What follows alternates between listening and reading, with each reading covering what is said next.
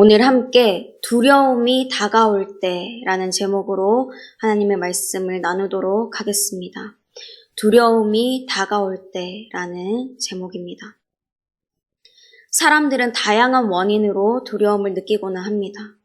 벌레를 싫어하는데 집안에서 벌레가 나올까봐 무서워하기도 하고, 자신이 소유하고 있는 것들을 잃을까봐 염려하기도 하죠. 또 알 수 없는 미래를 불안해하기도 합니다. 두려움을 느끼는 이유가 얼마나 많은지, 심지어는 두려움의 원인에 공포증을 뜻하는 이 포비아라는 말을 합성한 여러 신조어들도 예전부터 계속 생겨나고 있습니다.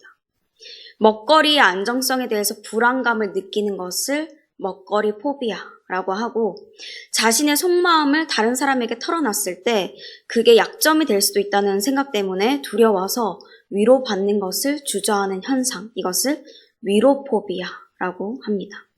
특별히 코로나19로 인해서 비대면 활동이 많아지다 보니까 폰포비아, 같은 말로 콜포비아의 현상이 심화되었습니다. 통화하는 것을 두려워해서 메신저 앱이나 문자로 소통하는 것을 더 선호한다는 말입니다. 이외에도 토크포비아, 자소서포비아, 리더포비아 같은 여러 단어들이 있습니다. 우리 그리스도인들에게도 이러한 두려움들이 갑자기 다가오곤 합니다. 기쁜 일이 있을 때, 평안할 때에도 생각지 못하게 밀려 들어오는 것이죠. 그러나 이 두려움이라는 것은 하나님께서 주신 것이 아닙니다. 하나님께서는 우리에게 평안을 주시기를 원하십니다. 그럼 인생의 두려움이 닥쳐올 때 하나님께서 우리에게 어떻게 평안을 주실까요? 그리고 하나님이 평안을 주시길 원하실 때 우리 그리스도인들은 어떻게 반응해야 할까요? 오늘 본문 말씀을 통해서 함께 살펴보도록 하겠습니다.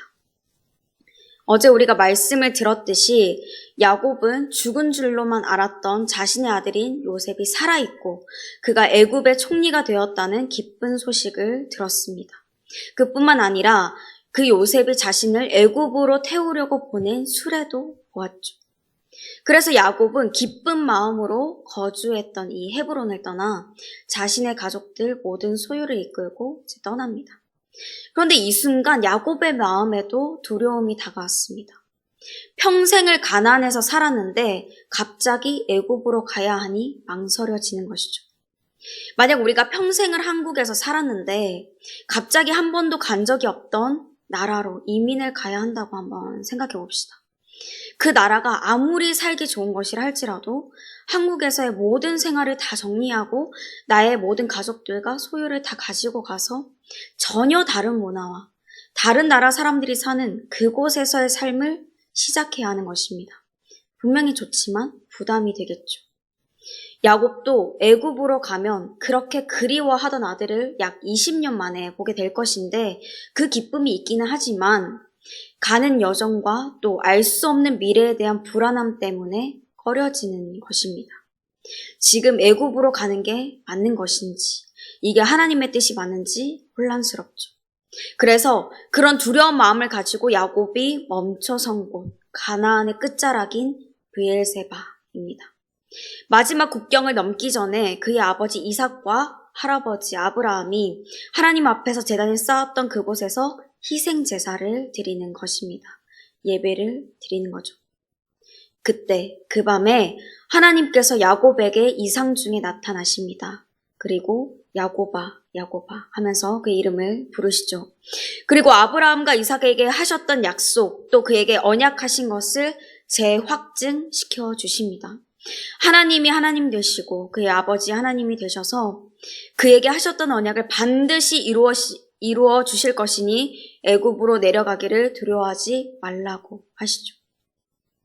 야곱이 애굽으로 내려갈 때도 함께 하시고 반드시 그를 인도하여 다시 올라오게 하실 것이며 그가 죽을 때에도 아들 요셉의 품에서 평안히 죽을 것이라 말씀하셨습니다. 이 말씀을 읽으면서 하나님께서 그를 이스라엘이라 하지 않으시고 그의 옛 이름이 야곱으로 부르신 이유가 무엇인지, 또 야곱이 하나님께서 그에게 하신 약속을 재확인시켜 주시는 이 말씀을 들었을 때 어떤 마음이었을지에 대해서 묵상해 보았습니다. 그러다가 하나님께서 처음 제 이름을 불러주셨던 때를 생각하게 되었습니다. 그때 당시 저는 모태 신앙인으로서 신앙생활을 계속 이어나갔지만 하나님을 인격적으로 만나는 게 무엇인지 잘 모르고 뭐 이런 것이겠거니 그냥 느낌으로만 알고 믿음으로 살아간다는 게 무엇인지 지식적으로만 알고 있었습니다. 그런데 하나님의 말씀, 성경 말씀 중에서 예수님께서 마르다를 부르신 이 본문을 묵상하면서 기도를 하던 중이었는데 하나님께서 제 마음에 말씀해 주시는 것입니다. 먼저 이름을 불러주시는 거예요. 현진아, 현진아 라고 부르시는 거예요. 그러니까 당연히 처음 하나님의 말씀을 들으니 이게 내가 잘못 듣는가? 정말 하나님의 말씀인가? 라고 생각했습니다. 또 조심해서 분별해야 하니까요. 하지만 몇 번이고 제가 알아들을 수 있을 때까지 부르시는 그 음성에 하나님이시구나 라는 것을 알았습니다. 정말 따뜻하고 부드럽게 말씀하시는 거예요. 그때 저는 제 자신에 대해서 생각할 때 나사로의 동생인 이 마르다와 마리아 중에서 다른 것을 다 제쳐두고 예수님의 발치에 앉아 그분의 말씀을 듣던 마리아에 가깝다고 확신했었습니다. 나 정도면 열심히 하나님을 섬기고 있지, 예배 드리고 있지, 봉사하고 있지 하면서 말이죠. 그런데 사실은 예수님보다 일을 하는데 더 집중해서 마음이 굉장히 분주한 마르다로 살아왔던 거예요. 하나님께서 그것을 깨닫게 해주신 것이죠. 그러면서 일보다 예수님께 더 집중하라고 하시는 것입니다. 일을 하느라 예수님이 부르시는데도 보지 못하고 일 때문에 스트레스 받으면서 염려하고 근심하면서 힘들어하지 말고 지금 저를 부르시는 주님을 바라보라고 하시는 것입니다. 주님께 맡기라고 하는 거예요. 그럼 주님께서 결코 저에게 있는 고통과 어려움들을 외면하지 않으시고 그 무거운 짐을 대신 져주시겠다고 하셨습니다. 일을 하면서 겪게 될 고통과 어려움들에 대한 불안함, 일을 잘 완수하지 못해서 닥치게 될 사람들의 평가, 또 결과를 걱정하는 두려움들이 제게 있었는데 그것들을 주님이 다 가져가 주시겠다라고 하시는 거죠. 그래서 지금을 살아가면서도 어느 순간 다시 그런 두려움이 다가올 때 하나님이 제 이름을 불러주시면 주님이 부족하고 연약한 저를 처음 불러주시고 찾아와 주신 그때를 다시 기억하게 됩니다. 그리고 동시에 하나님의 약속이 생각나게 되는 거예요. 하나님을 바라보면 제게 있는 두려움들을 다 가져가 주시겠다 한 그 약속을 말이죠. 그럼 그 순간 하나님께서 한 번 더 확인시켜 주십니다. 그 약속을 하셨던 신실한 하나님이 지금도 저와 함께하고 계시다고요. 야곱도 하나님께서 그에게 이스라엘이라는 이름을 주시기 전에 부르셨던 이름, 야곱으로 하나님이 그를 부르셨을 때 그 옛날 자신의 모습을 기억했을 것입니다. 자신을 의지하면서 치열하게 살아왔고 욕심을 부리다가 늘 도망치면서 살던 때 매일이 불안하고 두려웠던 그때를 말이죠. 그리고 동시에 떠올랐을 것입니다. 그랬던 자신을 만나주셔서 변화시켜주시고 지금까지 신실하게 이끄신 하나님을요. 그 하나님께서 야곱에게 다시 약속을 확증해 주시니 나는 하나님이다. 내 아버지의 하나님이다. 라는 말이 두려워하지 말라. 내가 너와 함께 하겠다. 라고 하신 말씀이 그에게는 잠시 잠깐 위로가 되고 사라질 것이 아니라 모든 두려움을 상쇄시킬 만큼 참된 평안의 말씀이었을 것입니다. 사랑하는 성도 여러분, 전지전능하신 하나님께서 정말 나의 하나님이시라는 것을 믿으십니까? 하나님께서 내 모든 두려움을 가져가 주시고 나와 늘 함께 하신다는 이 사실을 믿으십니까? 이 사실을 믿으시길 바랍니다. 믿음이 흔들릴 때, 그래서 두려움이 다가오는 상황을 만나신다면, 또 맞닥뜨리셨다면 믿음이 적었던 나, 두려움이 가득했던 내 이름을 불러주셨고 만나주신 그 하나님을 기억하시기를 바랍니다. 예수 그리스도의 십자가의 보혈, 그 핏값으로 나를 사심으로 변화시켜 주셔서 내가 더 이상 두려움을 지지 않고 평안 가운데 거하게 하실 그 하나님이 여전히 우리와 함께하고 계십니다. 로마서 8장 15절에서 말씀합니다. 너희는 다시 무서워하는 종의 영을 받지 아니하고 양자의 영을 받았으므로 우리가 아빠, 아버지라고 부르짖느니라. 아멘. 성령 하나님이 내 안에 함께하고 계십니다. 이렇게 하나님은 하나님의 자녀들인 우리가 더 이상 두려움의 노예로 살지 않고 하나님의 참 평안을 얻게 하시기 위해 나를 부르신 신실한 하나님을 기억하게 하십니다. 나를 부르신 신실하신 하나님을 기억하게 하시는 것입니다. 그러면 우리 그리스도인들은 이 하나님의 말씀에 어떻게 반응해야 할까요? 하나님을 의지하며 믿음으로 나아가야 합니다. 하나님을 의지하면서 믿음으로 나아가야 하는 것이죠. 하나님께서 언약해 주신 것을 다시 확증해 주시니 야곱은 모든 근심, 걱정, 두려움들을 떨쳐버리고 브엘세바를 떠납니다. 야곱, 그의 모든 자손들이 다 함께 애굽으로 가는 것이죠. 그 옛날 400명의 장정을 거느리고 자신에게 다가오는 이 형 에서가 두려워서 여종들과 자식들을 앞세우고 레아와 그의 자식들을 다음에 두고 또 라헬과 요셉을 뒤에 두던 그 두려움에 사로잡힌 야곱은 이제 없습니다. 가는 도중에 있을 위험이나 또 애굽에 도착해서 있게 될 일들에 대해 먼저 걱정하기보다는 하나님의 허락을 받고 하나님의 말씀만을 붙들고 오직 믿음으로 애굽을 향해 다 함께 가는 것입니다. 우리에게도 이러한 믿음과 실천이 있어야 합니다. 마태복음 8장 26절 말씀에서 제자들이 풍랑을 만났을 때 예수님이 배에 함께 타고 계셨지만 예수님을 의지하지 못해서 두려워하며 부르짖는 장면을 보게 됩니다. 그때 예수님께서 제자들에게 말씀하셨습니다. 예수께서 이르시되 어찌하여 무서워하느냐 믿음이 작은 자들아 하시고 곧 일어나사 바람과 바다를 꾸짖으시니 아주 잔잔하게 되거늘. 두려움의 같은 말은 믿음이 적은 것입니다. 하나님을 온전히 의지하지 못하는 것이죠. 아무리 하나님께서 우리에게 우리와 하나님이 되신다는 것을 말씀해 주실지라도 하나님께서 함께 하실 것이니 두려워하지 말라고 여러 번 약속을 확증해 주실지라도 그 말씀을 믿지 못하면 우리는 두려움을 이기지 못합니다. 실천해서 나아가지 못하면 그 자리에 머물러 있을 수밖에 없습니다.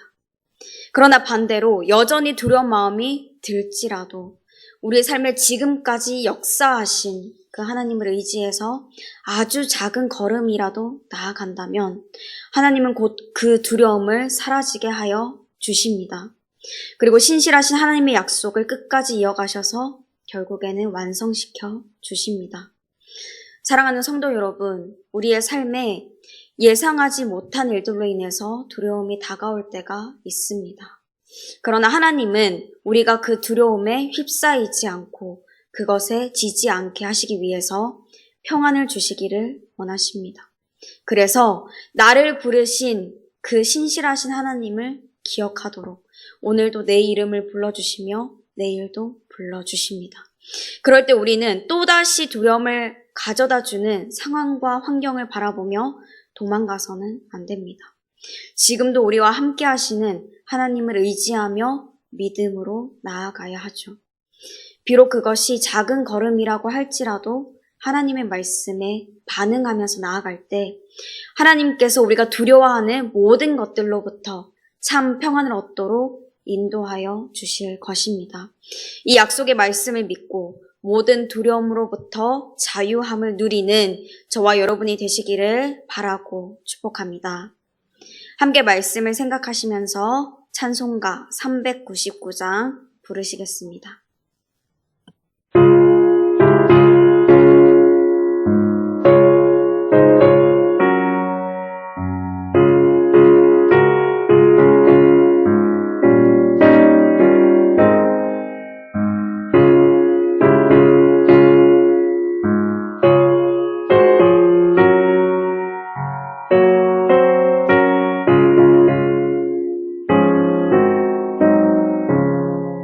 Oh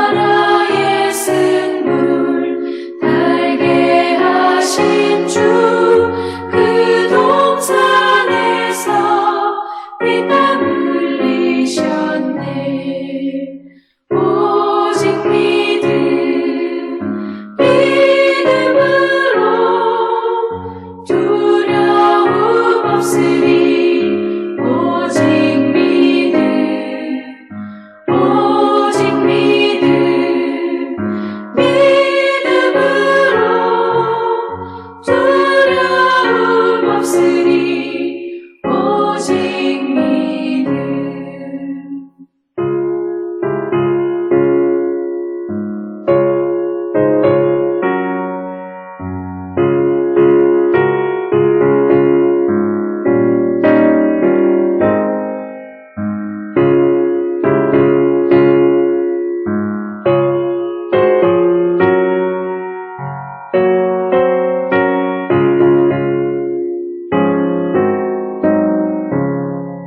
어린 양들아 두려워 말아라.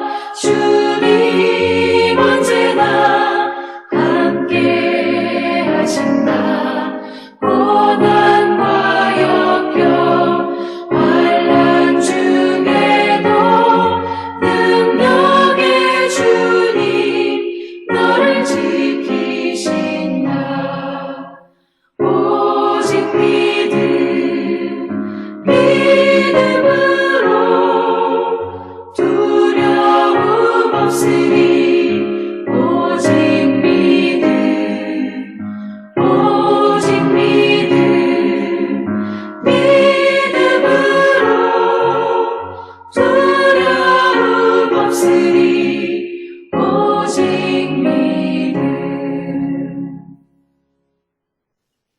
이제는 우리 주 예수 그리스도의 은혜와 하나님의 그 크신 사랑과 성령님의 교통하심이 나를 불러주신 그 하나님만을 의지하며 믿음으로 나아가기로 결단하는 모든 주님의 자녀들, 그 삶의 모든 지경 가운데 이제부터 영원토록 함께 하시기를 간절히 축원하옵나이다. 아멘.